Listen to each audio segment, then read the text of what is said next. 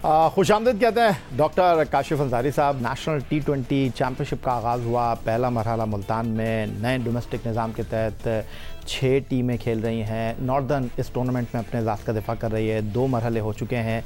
ये इवेंट पहले मरहले में मुल्तान में हुआ। टीमें दूसरे मरहले में पिंडी क्रिकेट स्टेडियम रावलपिंडी में एक दूसरे के मद्दे मुकाबिल होंगी। लेकिन हमने गुज़िश्ता कई सीज़न से इस बात का अंदाज़ा लगाया है कि नेशनल चैम्पियनशिप का परफॉर्मर हो या पाकिस्तान सुपर लीग का परफॉर्मर, दोनों इवेंट के जो परफॉर्मर होते हैं उनके साथ हर तबके का रवैया कुछ मुख्तलिफ होता है। मतलब वो सेलेक्टर्स हों, मीडिया हो, आवाम हो। क्या इसकी वजह यह है कि PSL में मुकाबले का मयार नेशनल T20 से अच्छा है? अगर ऐसा है तो फिर एक ही T20 टूर्नामेंट करा लेना चाहिए। नेशनल T20 कराने का मकसद? जी याया भाई, आपने एक दफ़ा फिर मेरी दुखती रग के ऊपर हाथ रख दिया कि मसला ये है कि पाकिस्तान क्रिकेट जो है वो पाकिस्तान सुपर लीग तक मुहित होकर रह गई है। पाकिस्तान सुपर लीग ही पाकिस्तान की क्रिकेट टीम और पाकिस्तान की क्रिकेट के हाल और मुस्तकबिल की जामिन बनती नज़र आ रही है।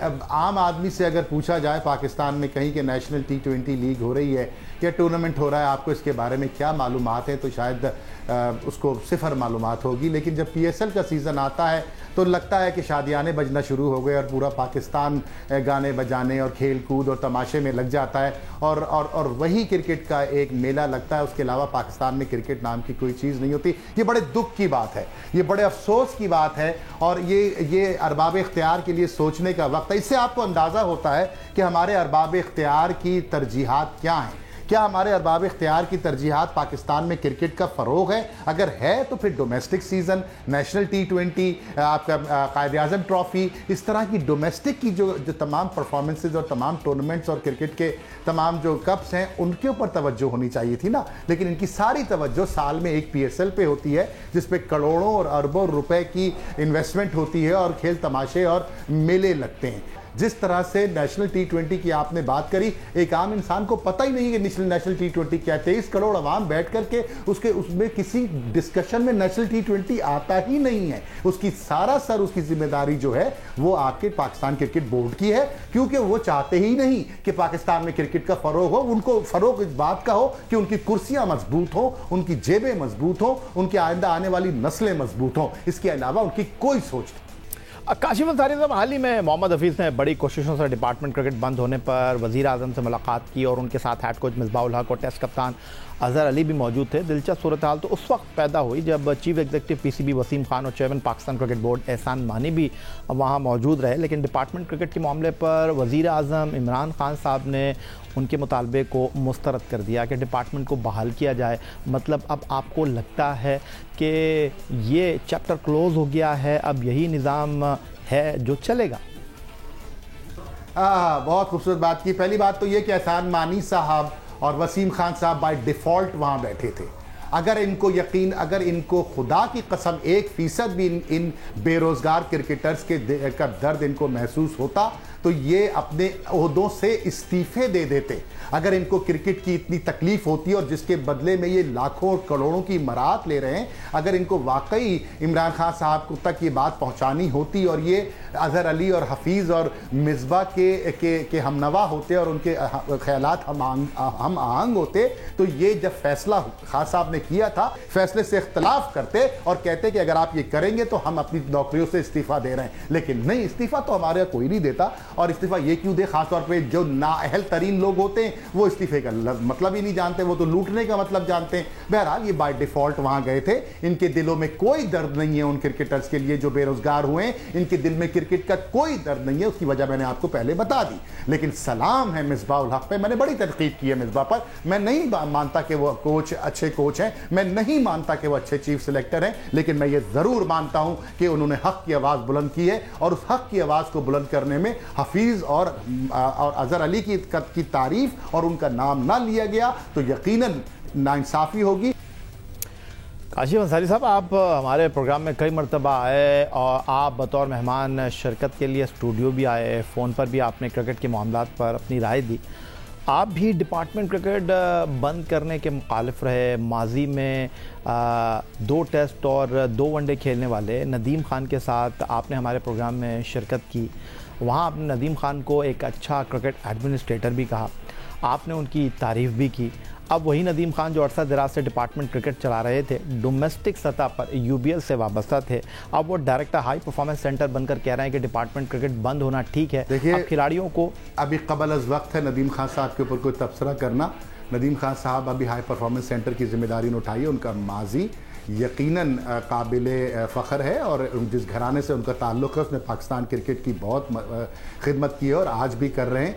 लेकिन ये कहना कि डिपार्टमेंटल क्रिकेट को बंद कर देना मुनासिब है और ये सही है, तो फिर तो ये हुक्मरानों की ज़बान हुई, ये डिक्टेटर्स की ज़बान हुई, ये अवाम की नुमाइंदगी नहीं हुई। सैकड़ों क्रिकेटर, सैकड़ों एनालिस्ट, सैकड़ों तज्ज़ियेकार मतलब सुबह से शाम तक पिछले साल भर से खान साहब के कान में जा कर के उनके सामने बैठ के बबांगे दोहल ये ऐलान कर रहे हैं कि खान साहब ये गलत फैसला है। और नदीम खान साहब की भी शायद यही राय हो इस ओहदे के मिलने से पहले, लेकिन ओहदे के मिलने के बाद अगर राय तब्दील हुई है तो हमें नतीजे का इनका इंतजार करना पड़ेगा कि हाई परफॉर्मेंस सेंटर के हेड हैं, साल बर्बाद हो सकता है कि हमको 2 इंजमामुल हक दे दें, हमें 4 ये वसीम अकरम जैसे बॉलर दे दें, हमें 5-6 ओपनर्स पकड़ा दें, हमें बाबर आजम जैसा बैट्समैन प्रोड्यूस करके दें। हमें अच्छा सोचना चाहिए क्योंकि अच्छी सोच होगी, पॉजिटिव सोच होगी तो पॉजिटिव बातें होंगी। कह रहे हैं डॉक्टर साहब, आपका बहुत शुक्रिया कि आप मुख्तसर क़याम के लिए पाकिस्तान आए और आपने हमारे प्रोग्राम के लिए वक्त निकाला।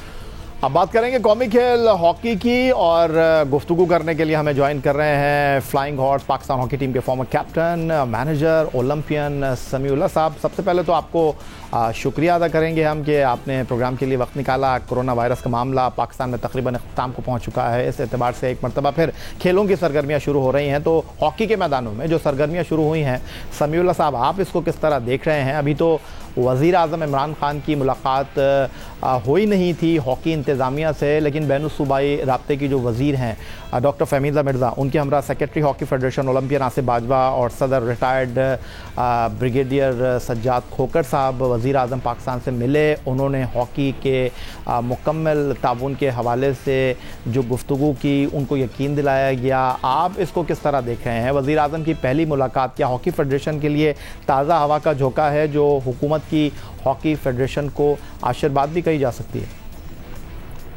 बिल्कुल आप ठीक कह रहे हैं याया, एक्टिविटी होनी चाहिए और मैं खुश हूँ कि अभी क्योंकि जनवरी फरवरी में अंडर 19 का एशिया कप होना है तो उसके लिए पाकिस्तान हॉकी फेडरेशन ने एबटाबाद में कैंप लगाया।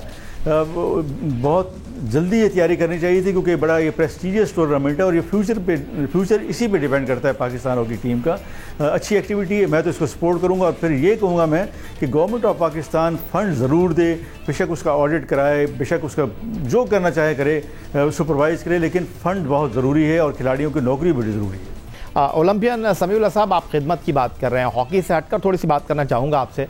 फ्लाइंग हॉर्स के नाम से आप मशहूर हैं, भावलपुर में आप काफ़ी अरसे से मैं ये कहूँ कि इंसानियत की खिदमत के लिए अपनी मदद आपके तहत दोस्तों के साथ मिलकर आपने चंदा जमा किया, एक आँखों का शानदार अस्पताल आपने कायम किया।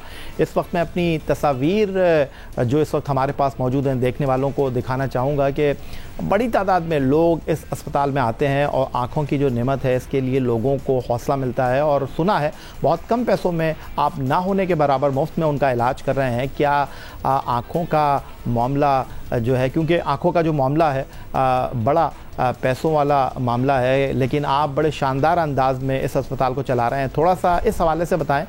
कम लोग जानते हैं इस बारे में कि आप भावलपुर में आँखों का एक अस्पताल चला रहे हैं।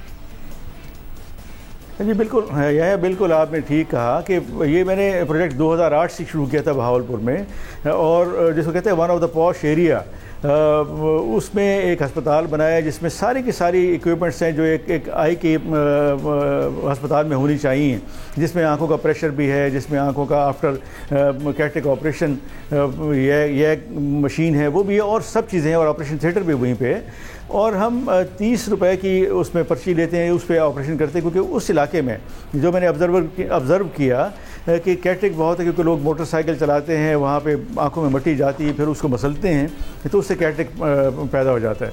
ये 6 सितंबर 2012 से मैं और मेरे चंद दोस्त उन्होंने हमने शुरू किया प्रोजेक्ट और इस वक्त आप हैरान होंगे कि 1,30,000 के करीब लोग देख चुके, आंखें दिखा चुके, तकरीबन कोई 32,000 के करीब हम कैटरेक्ट ऑपरेशन कर चुके, तकरीबन कोई 33,000 के करीब हम फ्री रीडिंग ग्लासेस दे चुके, और अभी भी 26-27 को आज और कल भी उनका ऑपरेशन हो रहे हैं। और कोविड की वजह से हमने 100 से कम करके 50-60 किए हैं, क्योंकि वहाँ पे गुर्बत ज़्यादा है, लोगों के पास पैसे नहीं हैं। और मेरे जो चंद अच्छे दोस्त उन्होंने सपोर्ट किया मुझे, तो ये ऑलमोस्ट हम ये पिछले 9 साल से ये काम कर रहे हैं। बहुत शुक्रिया ओलंपियन समीउल्लाह साहब। आज एक और आपके ज़िंदगी का पहलू हमें देखने को मिला, और आज हमारे देखने वालों ने ये देखा कि ओलंपियन समीउल्लाह जो हॉकी के हवाले से पाकिस्तान में एक बड़ा नाम है, वो भावलपुर में एक आंखों का अस्पताल अपनी मदद आपके तहत चला रहे हैं। अल्लाह तबारक व तआला से हमारी यही दुआ है कि अल्लाह ताला आपको इस्तिताअत दे और इसी इस्तकामत के साथ आप लोगों का जो है वो आँखों का इलाज करते रहें। यही था जनाब आज का हमारा ये प्रोग्राम। ओलंपियन समीउल्लाह की गुफ्तगू आपने सुनी। ट्विटर पर आप मुझे फॉलो कर सकते हैं, फेसबुक पर हमारा पेज score.geo न्यूज़, जहाँ जाकर आप इस प्रोग्राम के क्लिप्स एक बार फिर देख सकते हैं, और आप हमें ईमेल कर सकते हैं score@geo.tv पर। इस दुआ, इस उम्मीद, इस तवक्को के साथ ये पाकिस्तान में खेल और खिलाड़ी तरक्की करते रहें। सैयद याहिया हुसैन को स्कोर की पूरी टीम के साथ अगले प्रोग्राम तक के लिए इजाज़त दीजिए। अल्लाह हाफ़िज़।